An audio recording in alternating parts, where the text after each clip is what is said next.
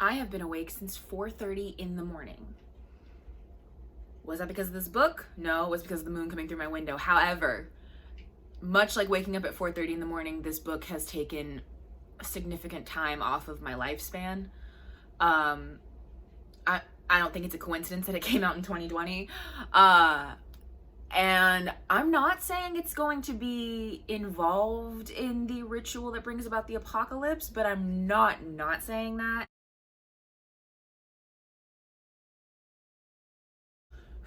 What's up, guys? It's V Renee. Welcome to my channel, or welcome back to my channel. Last week I did part 1 of reviewing this book, Crush, the sequel to Crave by Tracy Wolff, and I finished it, and you're welcome. And we're gonna talk about it, and I'm fucking mad. I'm really angry, because again, this was a really long book for nothing to happen. And there's a multitude of reasons for my anger, but the primary one is when I was looking to find out what the third one is called, because this is the second in a series that I thought was a trilogy. I found out there's actually gonna be 4 at the least. I'm not doing it. I'm telling you guys right now, I'm not doing it. I'm not doing it. After reading this book, I'm not giving Tracy Wolff another cent, another second of time, another mention after today. Well, that's not true. I'll probably have to use her as like the barometer for all future bad books. Like, oh my God, she is a millionaire off of this shit. Like, you guys, we had queer baiting, we had Quidditch, basically, we had Deus Ex Machinas, we had very convenient sudden plot devices, we had very convenient not knowing what the character can do, and then suddenly at the right moment they can do anything to get them out of the situation I wrote them into, syndrome, which is always fun when there's no rules to the world. You can do whatever you fucking want. So we're just gonna get into it. I'm not doing a recap. You can watch last week's video if you want to know what happened, because nothing happened. Let's sum up this book real quick. So basically, they're going through the motions, getting all the 4 Deathly Hallows that they need to get Hudson out of Grace's head, trying to get the 5th one from the Unkillable Beast, and all the while they're going through they do the Ludaris tournament or whatever. And then the Circle, which is like the governing body of paranormals, comes, and that's Jackson and Hudson's evil parents, and apparently it's their dad that's really evil, and they want to bring Grace back to London with them, and Hudson's like, oh fuck no, he wants to kill you, he hates gargoyles. Hudson's like, you need to challenge for inclusion, and so Grace is like, I challenge for inclusion, I volunteer as tribute. And that means basically that she wants to fight for representation on the Circle because there's no gargoyles. So like, okay, we're gonna set up a trial, and this is like Ludaris, but actual, but they're like, well, the Circle's not gonna fight you, we're gonna pick generals from the school. So it's, again, another group of students in Ludaris, except for it's like real Ludaris. So like, cool, we're doing it again. That's why this book was 126 chapters, because we do Ludaris twice. Once for real and once for fakesies. So they're like, okay, we gotta go get the Unkillable Beast first. So they go to the place where the Unkillable Beast lives, and they're fighting it, nothing's working, and then Grace realizes it's because it's a 1,000-year-old gargoyle that's chained to a wall. It's like the last gargoyle ever besides her. And so they need his heart stone, which is actually his heart, to get Hudson out as a human. And so she's like, I can't do it, so sorry. And one of the guys that came with her that Macy likes, Xavier, dies because the Unkillable Beast kills him on accident, or because he's scared or whatever, I don't know. And so then they go back to the school, and she has to do the trial, and right when they're about to do the trial, Cole, the the alpha wolf, shows up, and he's like, hey, Jackson, remember how 10 chapters ago you mentioned for the first time that you found a spell to break the mating bond? You got it from the bloodletter, and then you threw it away. You ripped it up and threw it away because you didn't want to use it. I found it and taped it back together. I'm doing the mating bond breaking spell on you guys right before the trial. Jackson and Grace's mating bond gets broken, so that he's like super weak from fighting the beast, and now he's not her mate, and she has to go in by herself. So then she's like, well shit, I'm not killing Hudson too, because I'm definitely gonna die in this. So then she does the ritual to bring him back as a vampire, because she only has the 4 Deathly Hallows. And then he's like, oh, when you took me out, I left my power inside you.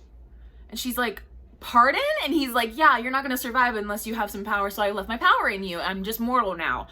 She doesn't realize, I guess, that Hudson fucking loves her.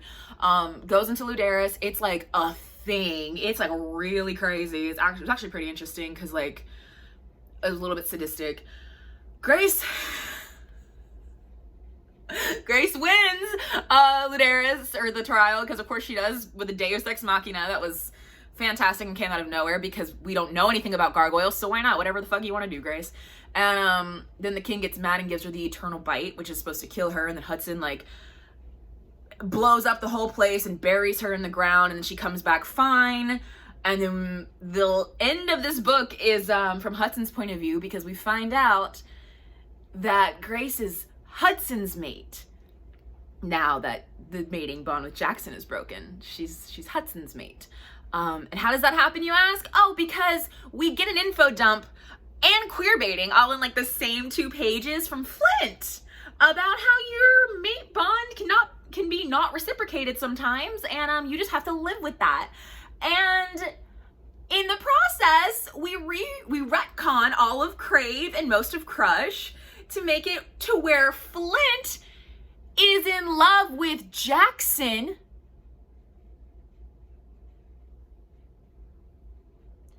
And obviously it's unrequited because Jackson's made it to Grace. And who does he tell this to? Grace. Because I'm in the business of telling the guy I'm in love with, the guy that I'm in love with's girlfriend about how much I'm in love with her boyfriend. That was fine. You guys remember the painting she was painting about, like, oh my God, I don't know what this is. I'm just painting, like my life depends on it. It was Hudson's lair. It means nothing. I'm sure in the 3rd book they're gonna end up in his lair or some shit, but it didn't mean anything. So the whole time we thought it was gonna give her a memory breakthrough. We didn't have time for that in 126 chapters for some reason. So I'm sure it's happening in the 3rd book. Gotta do something to keep us buying these books when this shit is what you put us through. So there were multiple times that it happens in the book where Grace will say something reminds her of a book she's read or a movie she saw or something. And it was bothering me and I couldn't figure out why. And then I realized that it is because instead of Tracy Wolff describing it, she's just copying it from something else and like using what they said about it instead of, I don't know, writing how her character feels about it. And I don't know how much more I can take of this. Chapter 67, where we pick up, is called Talk Darcy to Me. And Grace is like, what do you mean we're close? Like, yeah, he listens to me and he helps me and he's very observant and like, oh my God, we're having such a great time together. And yeah, he's strangely charming and he makes me laugh, but I don't know what you're talking about. We're not close. And then she says that Hudson's brooding like a Bronte hero. And he says that Bronte heroes are weak and pathetic and strange. I'm more of an Austen hero, Mr. Darcy himself, perhaps. And she thinks that's so funny because everything everyone does is so funny and ridiculous that she cracks up.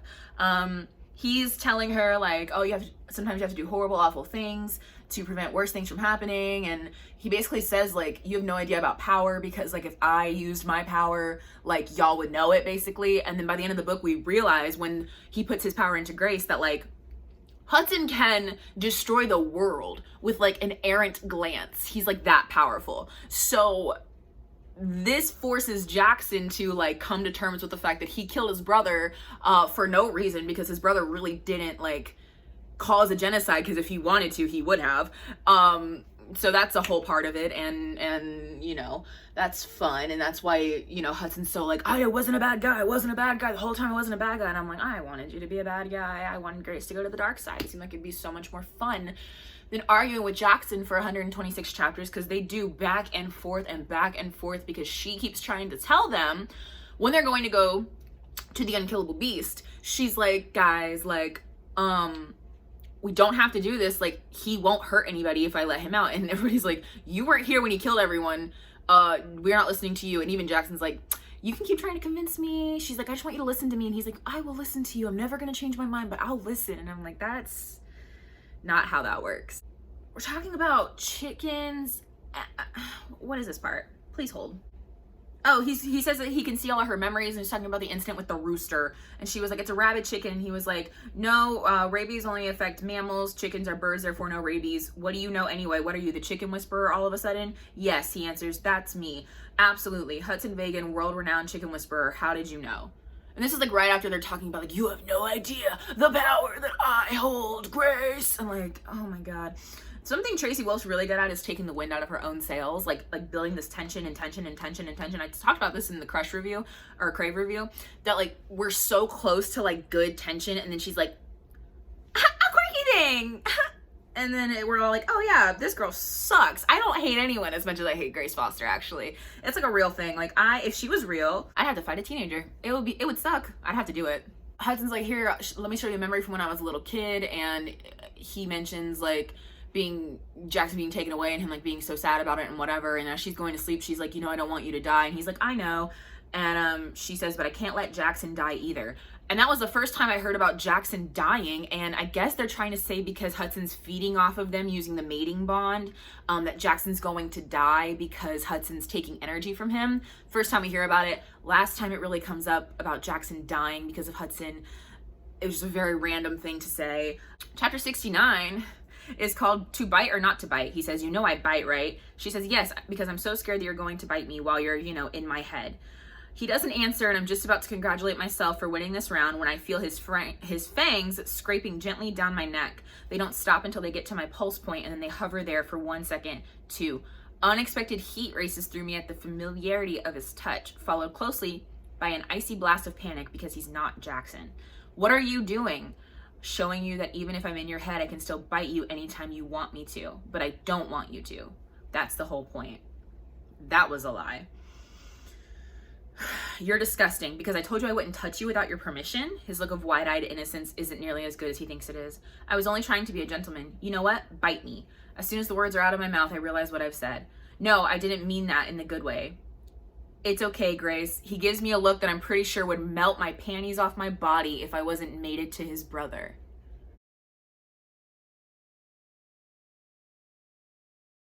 I said it before and I'll say it again. Maybe I'm not a prude. I'm not a prude. Like, I'm fine with sex positivity. I said that in the Crave review, that I was glad they were so sex positive. Stop talking about panties.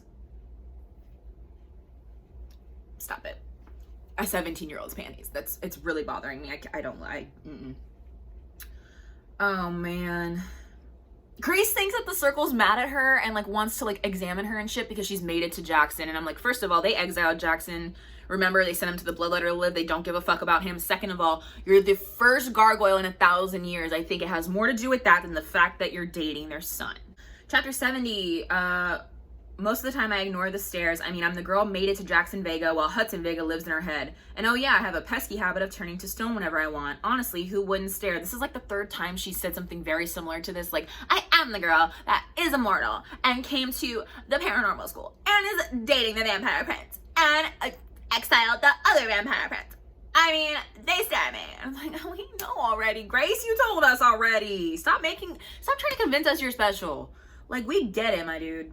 Oh, and Hudson's like, Grace, don't sit up front with everybody else. And she's like, I'm gonna do whatever I want. And Hudson's like, I know my parents. Please don't sit up front where they can see you because they're fucking dangerous. And she's like, it's a full school assembly. Like, no one's gonna do anything to me. And he's like, they can do anything they want. My father is the head of the circle because he has killed everyone who might be a threat to him. And he's done that continuously for 2,000 years. Do you think for 1 second he's gonna hesitate to kill you? In the middle of a school function? Not likely. So will you please chill out and let me have an effing seat? Effing. Okay, so then Hudson takes control of her body and pulls her out and she's like, you motherfucker! And like just like freaks out on him. But then she listens to him anyway and goes and sits somewhere else. I'm not ready to forgive Hudson yet, but I can't lie. There's a part of me very grateful I am very, very far away from his parents as I watch both of them scan the audience while they take their seats. It's obvious they're looking for someone and it's not their son. But the longer they search, the more convinced I become that they really are looking for me. This is a first draft. Like, we say the same things 6 times in a row in just different order. Like, it's really... Chapter 72 is called Welcome to the Paranormal Jungle. This is once again a cease and desist from the Guns N' Roses estate. She says that the queen, the mom, Delilah, of the Vega brothers, her skin has the same unique olive and alabaster tint. 2 different colors. Two different hues of 2 different undertones. All right, anyway. Even without living through Hudson's painful memory, I know Cyrus is a textbook narcissist, one who cares about nothing more than his own power and prestige, one who is willing to turn his own son into the greatest weapon the world has ever seen, if it means he can use him to increase that adoration. No, you know that purely from living through the memory that Hudson showed you. You've seen this man for 1 second. That is one of the things I hate so much, is when writers are like, well, she just knew. They're like, here's the bloodstone we're giving you for the winning the Luderis tournament. It's the most powerful bloodstone in the world. It is Hudson Vega's bloodstone. We knew he was going to be special when he was born.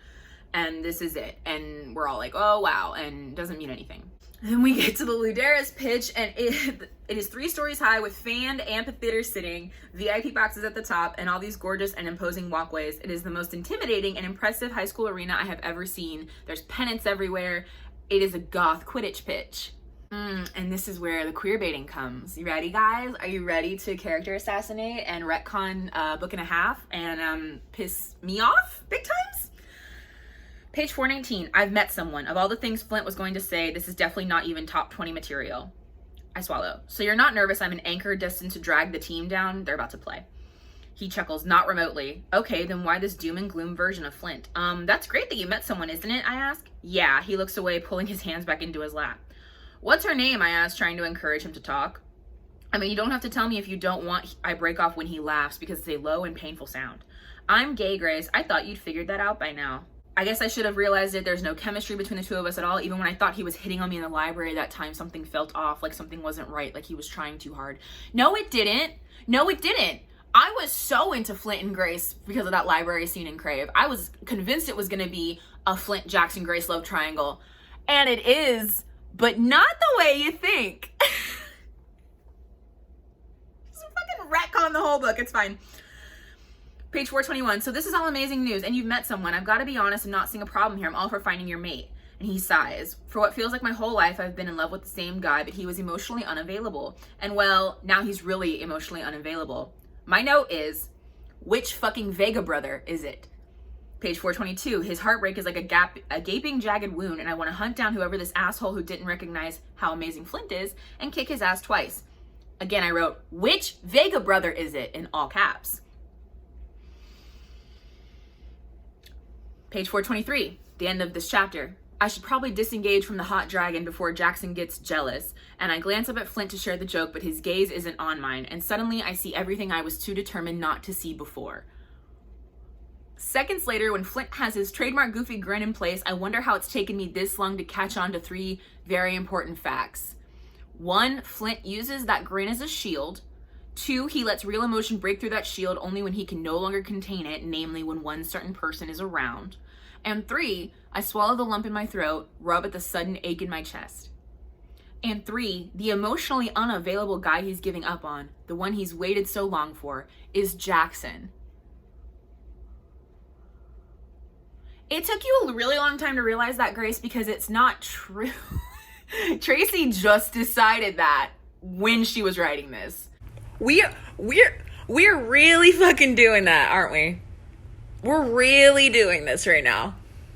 We're really retconning Flint and Jackson being mated right now.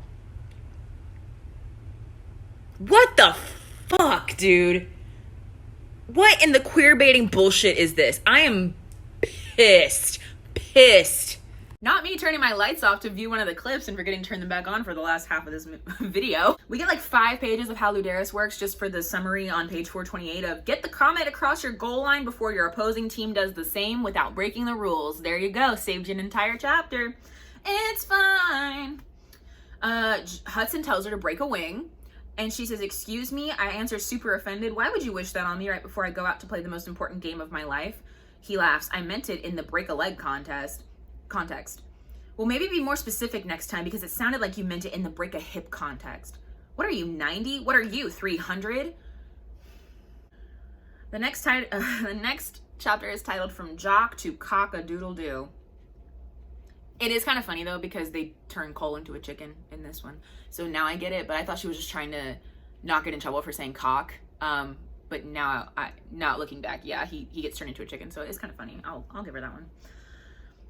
So we do 1 Luderis game, there's 4, and she says, the rest of the day passes in a blur of excitement and anxiety, exhaustion and adrenaline rushes. I'm like, thank God we are not sitting through all 4 of these matches. I would literally die. She says she's super excited for something, ... not, and then in the book, It says, hashtag would rather have a root canal. This book is gonna be so fucking dated tomorrow. Like when you put watermelon sugar in Crave and in this book, I was like, uh-oh. And now we're putting hashtags in our books. Oh, and then Grace is like, I'm gonna get my ass handed to me. And Hudson says, look at it this way. At the end of the day, there are way worse asses that you could have in your hands. Oh my God. Cole's an asshole. Cole like tries to bite, oh, there's like safety bracelets they're wearing so they can't get mortally wounded. Cole bites Xavier's off and then tries to like kill him. But then Macy turns Cole into a chicken. And that's pretty funny. What's the point of being a gargoyle if you can't turn someone into stone every once in a while? First Deus Ex Machina of many. Praying this works, I grab onto his wing with one hand and pull on the platinum string, which is her gargoyle string, deep inside me. He changes instantly, and without the wing designed to carry a large dragon made of heavy stone, well, he starts to drop like a stone. And I said, you can do what now? Hello? Over here? Me? Three different things she does in the tournaments and the trials and whatever. This is the first one where all of a sudden she's like, I wonder if I can turn someone to stone. Boop. Oh, I can. The second thing is she's like, oh my God, remember how gargoyles are like water spouts on buildings? I bet I can control water. Boom, she does. All the ice that the dragon's throwing at her in the trial, the like real trial, she pulls it all to her and makes a giant water funnel. Great. And then the third thing is she gets hurt as a gargoyle. Her wing breaks and she's like on the ground. They're beating the shit out of her. And then she's like, I wonder if I have like a super fast healing rate because of my gargoyle. Let me change back and see. Boom. And then she's fine. So 3 different Deus Ex Machinas to save her from this tournament instead of actually just like laying groundwork for like a functional world building mythology situation. I am so angry. Oh yeah, all of a sudden on page 451 we bring up the fact that these witches use wands. Am I stupid? Did they use wands before? I feel like Macy just always is like just doing spells. Like I don't feel like they used wands in the first one. Maybe I'm stupid. I don't know. Grace wins the fake Ludaris. They all have like a pizza party in Jackson's room afterwards because they won. Not all wolves are douches, just the ones at Catmere. You can say that louder for the people in the back. No one says, say it louder for the people in the back anymore. Remember how I said this book was gonna be dated as fuck? Tomorrow, I meant today. Once Flint gets going, it takes hours to wind him back down again. I'm not a cuckoo clock, you know, Flint tells Jackson, and though he's wearing that goofy grin of his, there's a flash of something that looks an awful lot like hurt there too. You can't actually wind me up. It's not the winding up I'm interested in, Jackson responds. Don't know what that means. It's awful just to think about my soul hurting for Flint in a way that makes me ache deep down inside. I just wish there was something I could do to make this better. There's nothing, Hudson says. And I said, I mean, I would not put it past Tracy Wolf to literally just change Jackson's sexual orientation and have him be like, I was bi/pan the whole time and I never told you because it didn't matter and now it does matter and I'm in love with my friend all of a sudden. It didn't happen, but there's still, I guess, at least 2 more books, so we'll see. Yeah, me too, says Xavier. Hijacking a girl's body like that just isn't cool. What a douche canoe. And then I hate Xavier again. Cheers to that, Flint says, raising his soda. Besides, sometimes careful just doesn't get the job done. Jackson joins in. Damn straight, Flint nods with satisfaction at what must be an inside joke between the two. The amount of times we say damn straight in this, which is again not something people say anymore. I haven't threatened an editor on this channel in a second. In a relatively long time for me. I might actually look this one up and write them a letter. Grace talks to her human friend Heather from California, and Heather tells her that her parents bought her tickets to Alaska to visit Grace. And Grace is like, oh my God, I'm so excited. I can't wait to introduce you to everybody. And she's like, oh God, I'm gonna have to tell her about the paranormals. And I'm like, hey, remember what happened to you when you got there? And how bad it was for you to be immortal there? Why bring another one? Why don't you just go to California that you keep talking about how much you miss so much being at home? You go there. What the fuck? Hudson can make me forget everything else in a blink when he pushes my buttons. 0 to 60 in 2.8 seconds. What are you, a Bugatti? He asks. That's the only car in the world that can go that fast. When you start bugging me, yeah, I answer, and he groans. Worst pun ever. Chapter 81, 100% that witch. Lizzo, call your lawyers.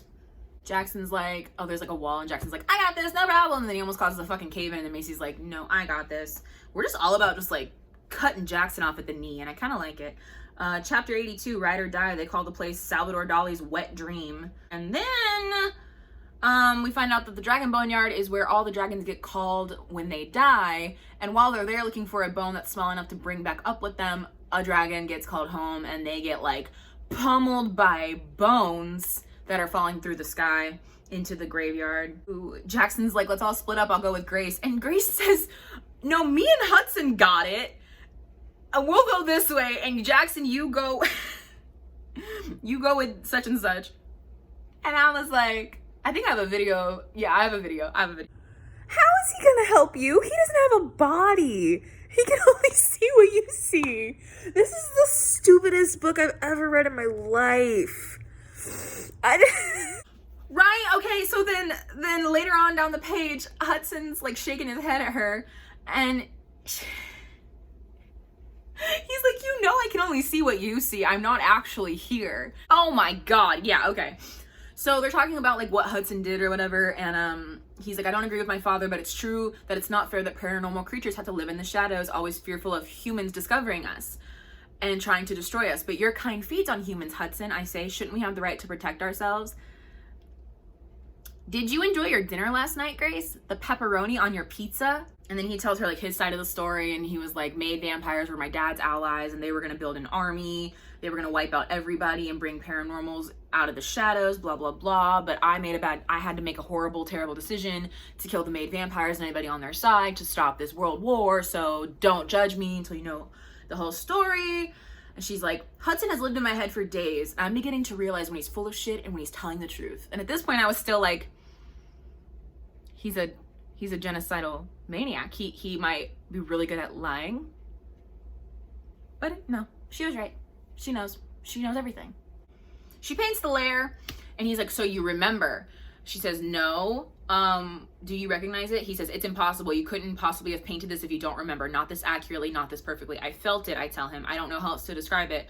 From the moment I've been back, this place has been building in my head. The moment I picked up my paintbrush, it was the only thing that felt right. It's my lair, he answers, and there's a lifetime in those 3 words. But then we never talk about it. We know nothing about it.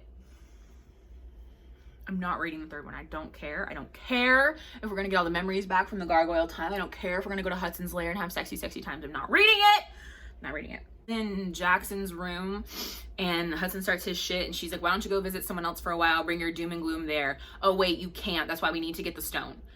He arches a brow. You know that joke was old the first time you told it, right? Well, yeah, well, you... Not to interrupt what I'm sure is a scintillating conversation, Jackson says so coolly that I feel the chill in my bones. But I thought maybe you might like to talk to me instead of my brother. I mean, since you're actually in my room. And then she's like, oh my god, I'm sorry. And then she's still getting distracted by Hudson. And Jackson says, seriously? You can't stop talking to him for 2 seconds? I'm trying to have a conversation with you here. Of course I can. I'm sorry. What do you want to talk about, Jackson? And then she doesn't listen again. And then Jackson says, so, he looks really nervous. What do you think? About what? I asked before I could think better of it. You weren't listening? He looks vaguely homicidal. You didn't hear anything I said? What he was saying was that when he first met Grace and realized they were mated, he went to the bloodletter to get a mate bond break spell that I mentioned earlier, because he was scared he was going to kill her because she was human. Yeah, we could break the mating bond. The words fall like a nuclear bomb between us. The pain of them radiating through me in a way nothing ever has in my whole life, even the death of my parents. Holy shit, exactly how much does my brother hate me, Hudson whispers.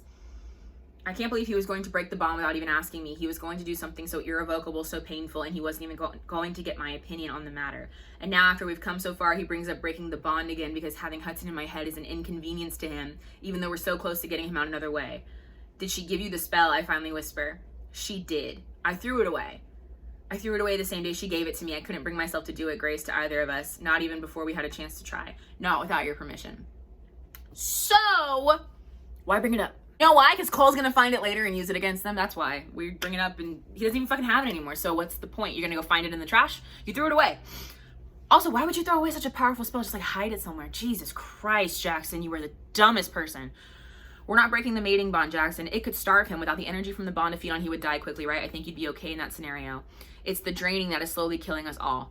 And I'd have to sit by and watch him die while also being traumatized at the loss of my mate. You wouldn't lose me. I'd still be here, just not my mate anymore. Is that what you want? Of course it's not what I want.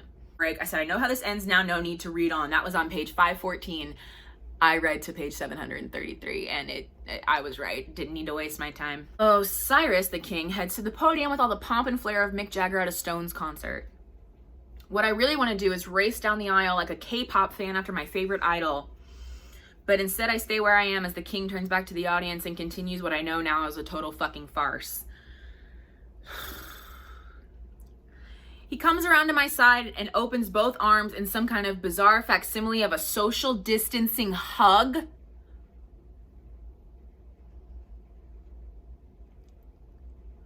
Get the whole chapter with her challenging for inclusion and what it means and whatever. A trial, it's a test I have to pass, blah, blah, blah. We challenge for inclusion together, Jackson says. Chapter 92 is titled, Is It Really a Throwdown If It Makes Me Want to Throw Up? That was kind of funny. 527. She's getting mad at Hudson. She's yelling at Hudson. She says, you shut up. You're the one who got me into this mess. Me? Jackson looks insulted. I'm just trying to help you get out of this mess. I don't bother telling him I'm talking to Hudson. By signing up to die with me, I say, I'm glad that feels like helping. Now he just looks pissed off. Should I have left you to go out alone when I can help you? We are mates, you know. That's not just a name only. Unless you decide otherwise, I snark. Which, yeah, Grace. Next page. Because Jackson has always tried to do what is right for me, no matter how misguided, and that outweighs everything else. No, it doesn't. Everyone, listen to me. Everyone, every gender, every persuasion, everything. Listen to me. If your partner, if your romantic partner tries to do what's best for you and what's for your own good and does not take into consideration your thoughts, feelings, opinions, ideas, desires as a sentient, autonomous human being, it's a red flag for your benefit, for your own good. They know what's best for you. Nope. Nope. I know this is fiction. Doesn't matter. Doesn't matter. That's the kind of shit that happened in the Twilight books that put me in a toxic relationship for all of high school. So I'm just wanting to let you know that's not it.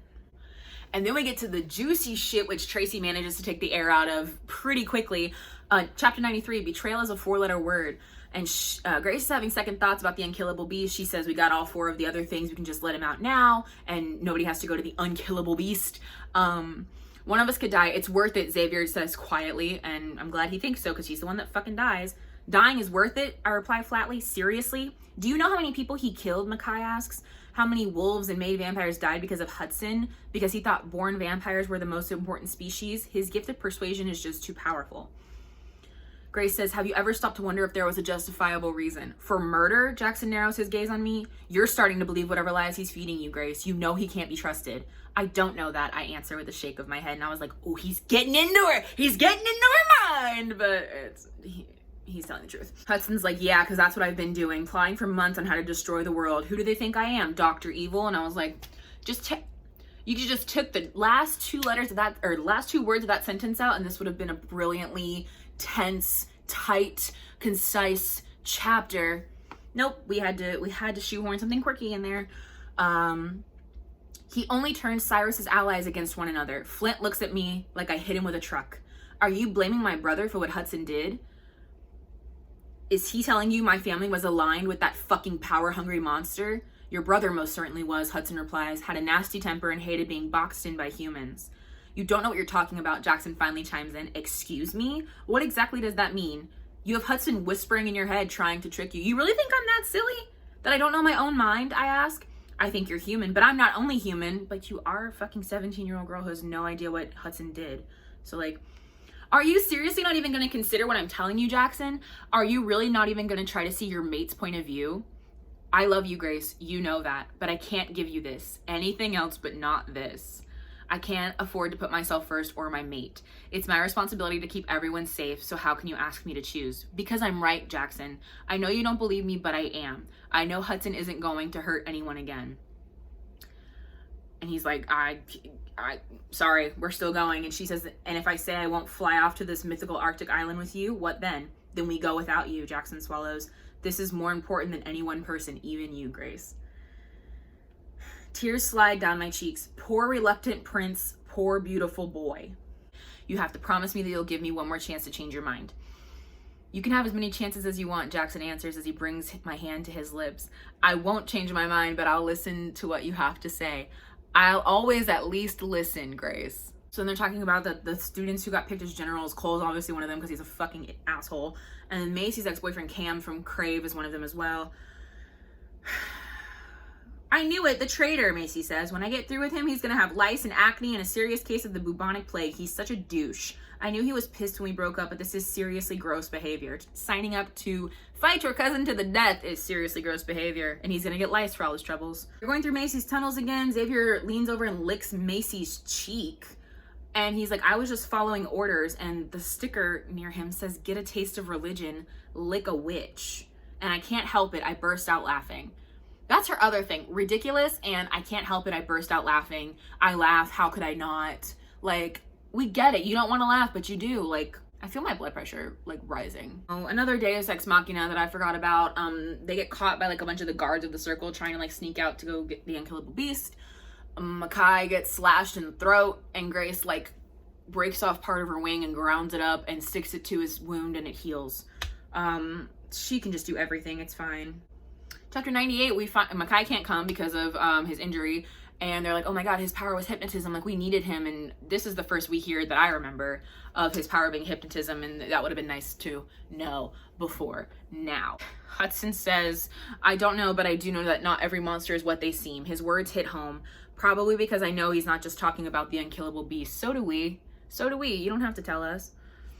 She's texting. She's on the back of one of the dragons, and Macy's on the back of another dragon, and they're texting about what to do. If Makai isn't around to hypnotize it, how do we distract it? Grace, get a banjo and dance the hula? Macy, you aren't Timon or Pumbaa, and this isn't the Lion King. She follows it with an eye roll emoji. Me, I know that. I meant you. Macy, I'm not Timon either, and I'm sure as shit not Pumbaa. Now it's a string of eye roll emojis, which makes me laugh.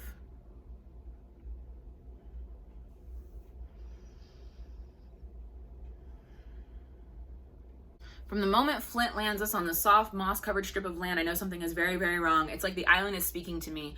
I almost laugh at my silliness. Of course the island isn't trying to tell me something. And so I ignore the voice deep inside warning, no, begging me to leave. Grace's sole character trait is ignoring her intuition for the sake of plot progression. Chapter 100, instead of being called Carpe Diem, is called Carpe Slayem. The voice inside me is growing more insistent with each step I take toward the unkillable beast. It's creepy as fuck. And I can't help wondering if my gargoyle knows something I don't. If my senses are picking up on the danger I know is here, but can't quite pinpoint yet. They realize that the beast is chained. Jackson's like, what's that about? She says, I don't know. The voice inside me is screaming now. Go back, go back, go back. Leave, leave, leave. The voice says, I can't leave. I tell it, it's too late, way too late. And the creature's really, really big, and it's made of rock, and blah, blah, blah. Can't die, can't die, can't die. The gargoyle in my head starts to chant, and right this second, it kind of makes me want to scream. Because my head is a pretty fucking crowded place as it is, with Hudson screaming at me to run, my own thoughts going wild, Jackson shoving energy down the mating bond toward me, and now my goddamn gargoyle telling me I can't die. Which, no shit, I'm not planning on dying today.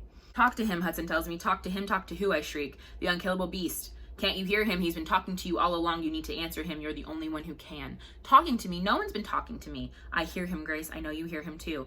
The voice telling you to go, telling you not to die, that's him. No, you're wrong. That's my gargoyle. I'm not wrong. You need to trust me, Grace. I don't believe. God damn it, Hudson yells as he falls to his knees, tears in his eyes, face twisted in agony. I fucked up, okay? A lot. I know that, you know that, but I'm not fucking this up. I know that's his voice. I know you can talk to him. I know you can stop this. You're the only one who can. Just fucking listen to me for once in your whole fucking life like you did when we were together. And she turns around to like tell them that everything's okay and realizes that Xavier's fucking dead. And she's asking the unkillable beast who chained him up like that. And he's like, I have to save her. I can't die. I have to save her. I have to free her. Who, I ask, who do you have to save? Maybe we can help. We never find out. I'm gonna guess it's Grace, because they're the only two of their kind. I wonder if we're gonna find out that like another sexy, mysterious creature is trapped inside this gargoyle, and we're gonna let them out, and then she's gonna fall in love with them. Because they try to break the chains that are like holding him to the wall, but they can't.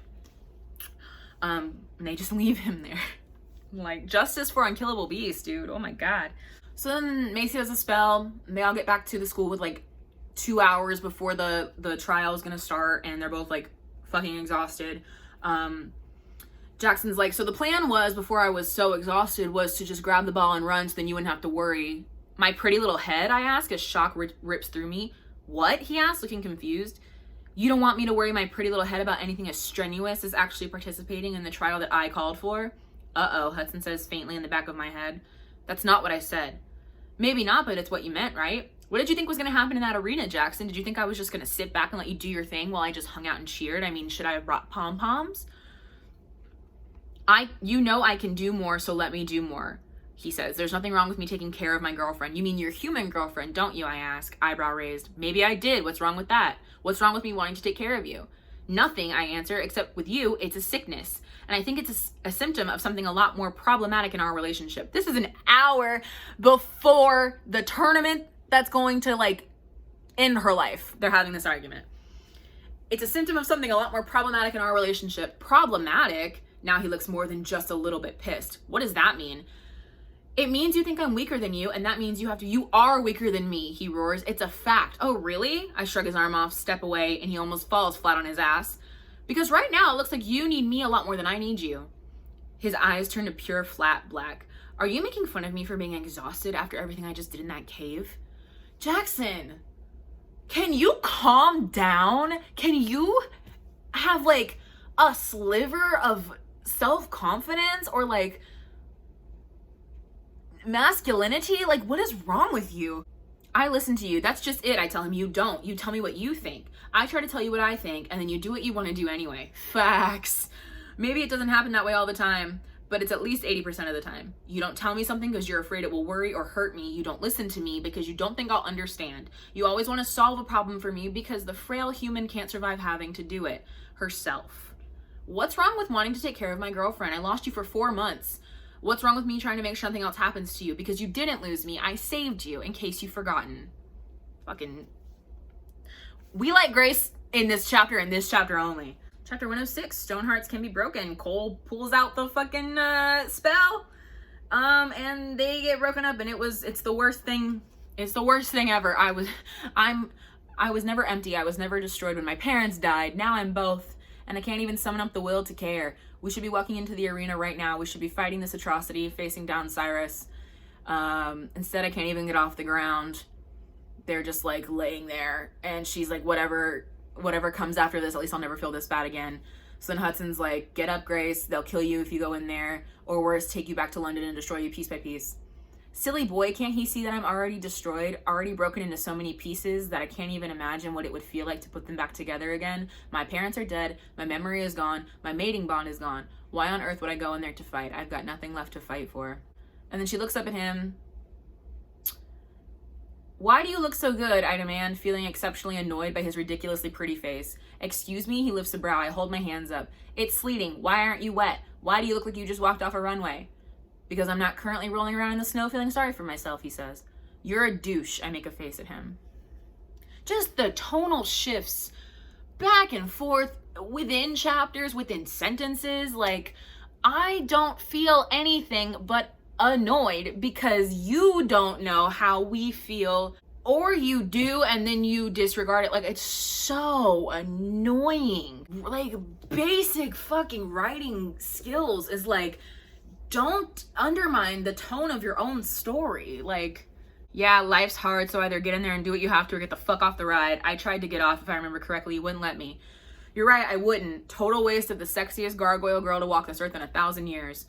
I'm the only gargoyle girl to walk this earth in 1,000 years. Damn straight you are. Now what are you gonna do about it? She says a line at one point, and it is, because I'm a gargoyle, bitch. Could have gone my whole life without that. And Jackson says it's all his fault that this happened. She says it's not. Grace, I threw the spell away. I never thought about anyone finding it. Still not your fault. Blah, blah, blah. 100%, 1,000%, 1,000,000% his fault. He threw the spell away where anyone could have found it. Ultimate dumbass. Yeah, so then he tells her the thing about like, I left my power in you. You're only gonna be able to use it once. It's gonna take the win, like it's gonna exhaust you. So only use it once when you know you're gonna win. And like, it's in the memory of your mother's smile. So like, just look for that memory and that's where it'll be.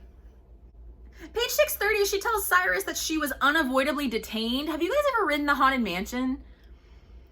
I don't know if you know, I am a massive Haunted Mansion fan. Like, I have a Haunted Mansion shrine in my house. I'm getting a Haunted Mansion tattoo. Unavoidably detained is a very specific pair of words. I will find a clip and play it for you right here. We have been unavoidably detained by pranky spirits. Kindly remain seated in your doom buggy, please. We will continue our tour momentarily. And Grace is so fucking annoying with her, like, moral compass, because all of the other students except for her have those magical bracelets on from the previous Ludaris tournament, so no one's gonna actually get mortally injured, and if they do, they'll get pulled out of the game immediately by magic. And she's like, I can't bring myself to hurt anyone, even though I know they're not really gonna get hurt. I can't bring myself to do it. And then they take no fucking mercy on her. So eventually she gets over that, but I'm like, you wasted so much time. Like, I don't care that you have a moral compass. I don't at all. Yes, and portals and portals and portals, and she does this and does this. You know, if anyone had told me 6 months ago I'd be playing a supernatural game of chicken with a dragon, I would have suggested they stop smoking whatever it was they were smoking. Go through the portal, her and Cole go through the portal together, and then when they land, he starts to choke her. She literally, like, almost dies. And then Hudson is laser focused on me. His eyes are pinned to my face with an intensity that makes it impossible not to feel him. Get that bloody wanker off of you, Grace. Death by Ice Cube is no way to start an obituary is the title of the next chapter. She was like, oh my God, Cam had the ball and he already ran to the field already. He's won. I'm lost. I have to go to London in the dungeons forever. And then she sits up and she's like, oh, everyone stopped playing because Cole was trying to kill me. So then she's like, just kidding. The ball's still right here. Ha ha ha. There's no way in hell I'm putting myself in another position like the one I was just in. No way Cole is ever going to get his supernaturally strong werewolf fingers around any part of my anatomy. Again, it's time to even the playing field and I'm just the gargoyle to do it. There is nothing like a near-death experience to keep a girl on her toes, so I just channel my inner snowboarder and try a whole lot of tricks I've never done before. I'm desperate for an idea when one suddenly hits me. Chapter 117. I've never done it before. But then again, I've never done... Wait, let's talk about this sentence structure for 1 second. I'm desperate for an idea when one suddenly hits me. It's nothing I've ever done before, but then again, I've never before done 90% of the things I've done in the last 24 hours. I didn't even notice that. Read your work out loud. Is it a long shot? Yeah, does that matter at this point? Not even a little bit. I stay in the air and start looking for the ice that Delphina's been shooting since we got in this hell arena. There are hundreds of chunks scattered around the field and I'm gonna use them all.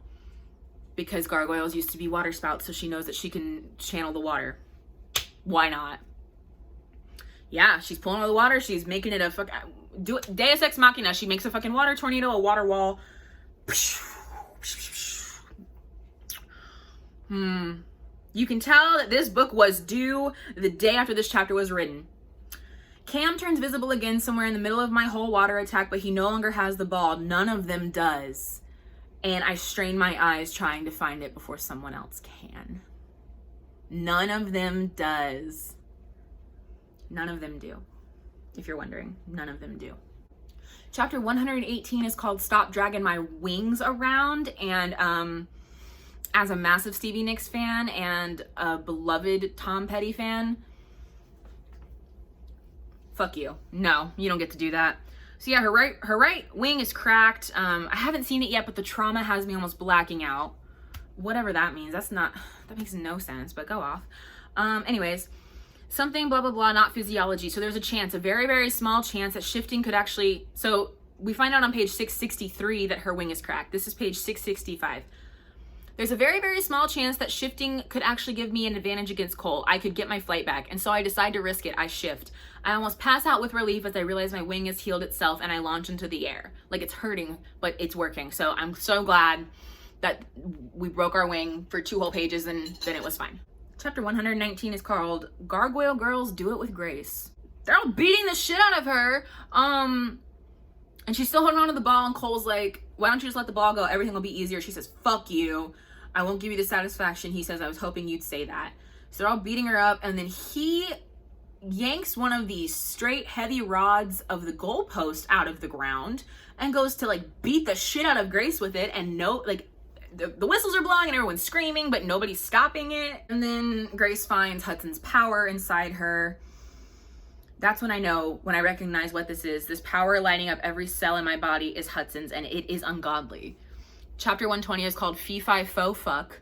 He gave it all to me. And can I just say, holy hell, I knew Hudson was powerful, but I'm used to powerful.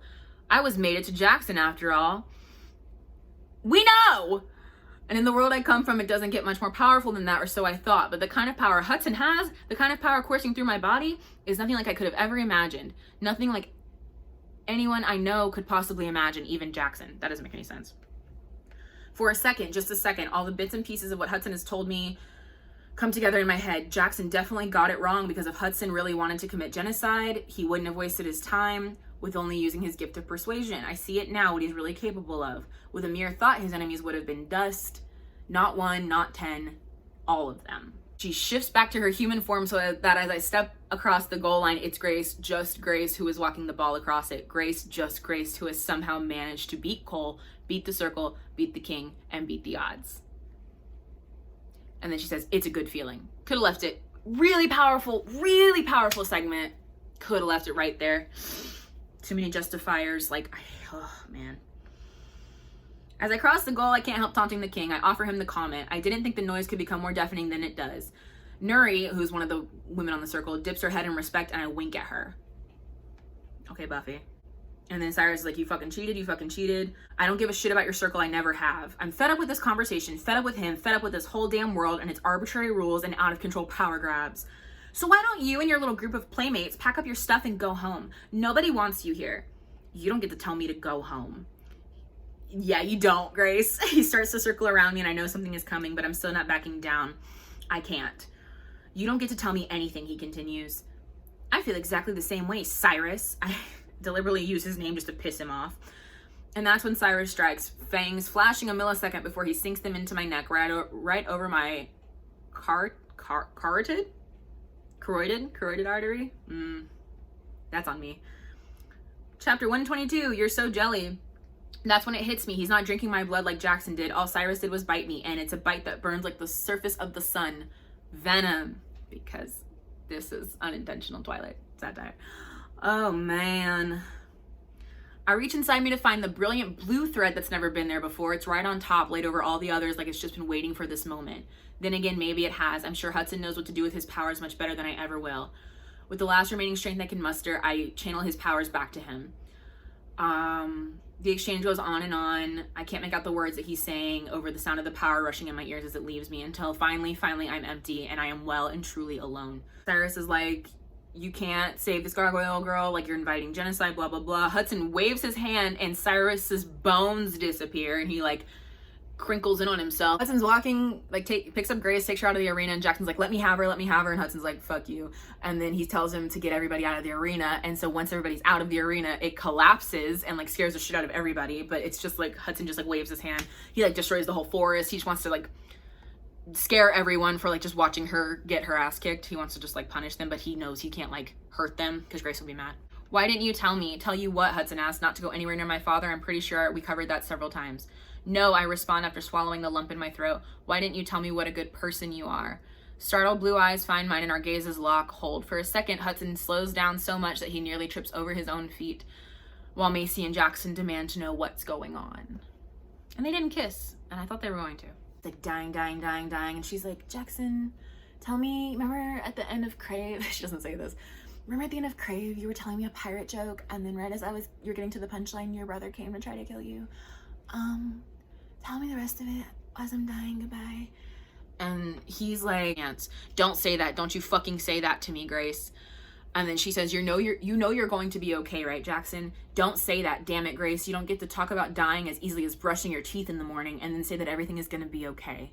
Hudson reaches out and explodes a wide fissure in the ground, leaving Jackson and Macy on one side and he and I on the other. Do you trust me, he asks. Of course, but do you trust me, he asks again. And in the space between the words, the space between us, are all the things we've never said. Don't, Jackson shouts to me. Don't believe anything he says. You know he can't be trusted, Grace. You know. Yes, I whisper, even as my entire body recoils from the hole in the ground he's made for me.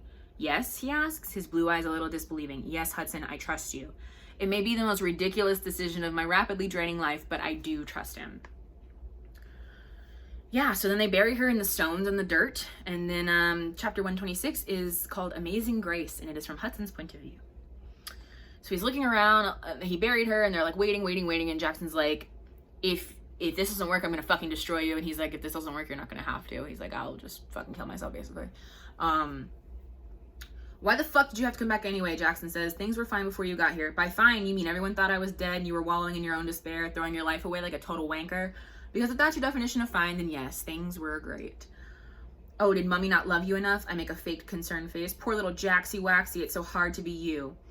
I should have done a better job of killing you when I had the chance. Jackson glares at me like he's measuring me for a body bag again. You really should have, I agree, with a deliberately bland expression. Apparently you have a real history of screwing things up and then feeling bad for yourself. And of expecting everyone else to feel bad for you too. When we were together, Grace went on and on about how sorry she felt for you, I told him. I kept telling her there was no reason to, but you know how soft-hearted our girl is. My girl, Jackson corrects me. My mate, bond or not. His words hit with an accuracy that makes them feel like body blows. The last 2.5 weeks have been a living hell for me. And now he's acting like he's got all the cards when he's the one who let this happen to Grace. 2.5 weeks. Again, these books are taking place in 2 weeks. Grace lives and she thanks Hudson for burying her. He says, don't thank me, I tell her, even as she reaches for me, her hand clutching at my arm as she smiles up at me in a way I haven't seen from her in quite a while. But thinking about the war will wait at least a few more days. Because as Jackson reaches down to help Grace from the hole I created for her, he wraps his arms around her and presses her body to his, and I begin to see red, even before he leans down to kiss her. And every ounce of chill and emotional self-preservation I have goes out the fucking window. My hands curl into fists, my fangs explode in my mouth, and even though there were a million other ways I was hoping to break my newfound knowledge to Grace, the words come out before I can even think about stopping them. Jackson, if you wouldn't mind, take your fucking hands off my mate. I don't really know what you guys want me to say here. Like, I'm angry. I love doing this series and I love like talking about the silly cringy things. I love like reading these bad books and talking about them with you guys and explaining like why they're bad and like the writing choices that are like not good, because I know some of you guys are aspiring writers, or you're just like voracious readers and you're like, something was weird about this book and I can't put my finger on it, or something's weird about my manuscript and I don't know. And then some of y'all will be like, oh, the thing you said about this book made me realize that that was what was wrong with my draft. But I've never read a draft on this channel before this book, and I'm telling you, this was a draft. They said, okay, we got the Universal movie deal, which I don't even want to talk about that. We got the movie deal. The book was a classic. This is an instant bestseller, an instant New York Times bestseller somehow. And they were like, the second books are always a mess anyways and all in every series. So we'll just pump this second book out real quick. You finish up the draft, Tracy, while the editor look for typos and formatting issues, not for content issues. And then we'll just put it out, and then you're gonna make a huge cliffhanger at the end, so all your fans will buy the third one to find out what happens, and we won't really have to worry about it. It's just gonna be a bridge from Crave to Covet, which is the third one is called Covet. Don't even worry about it. And that infuriates me. This book was $15.